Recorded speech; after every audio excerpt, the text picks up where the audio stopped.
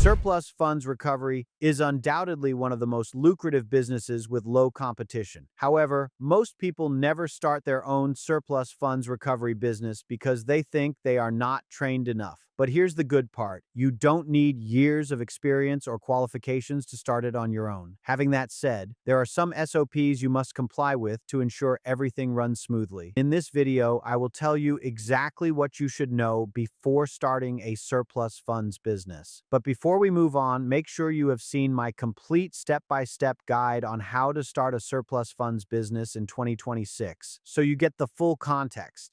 Once you know the basics, there are 5 things to take care of. First of all, understand that every state has its own statutes when it comes to surplus funds recovery. Most of the time, these laws vary a lot.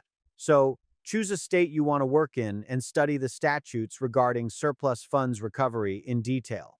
Just for some context, if you take a look at the legal time duration in Texas, the former property owner can claim surplus funds within 2 years from the sale of the property. On the other hand, in Florida, you technically have 60 to 120 days to file a claim. Otherwise, the funds become harder to recover. So make sure you know the details of every case you handle and always comply with the state law. If you want a comprehensive list of the state statutes, click the link in the description and get in touch today. Secondly, if you're making calls to previous property owners, you absolutely need to scrub your contact list against the National DNC, the Do Not Call Registry.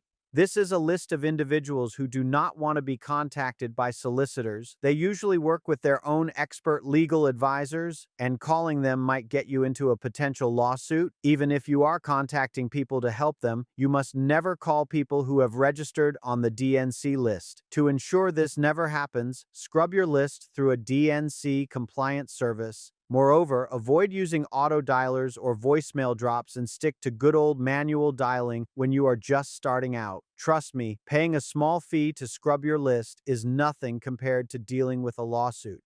Thirdly, before working on any case, verify that no one else has already filed a claim for the surplus funds. Many beginners make this mistake because the previous property owner doesn't know much about the legal processes. You find a lead, get them signed up, and then discover that someone else has already filed a claim for the relevant surplus funds. When this happens, you've already wasted your time and budget, and now you have an angry client who thinks you don't know what you're doing. So, always check if a claim has already been filed before.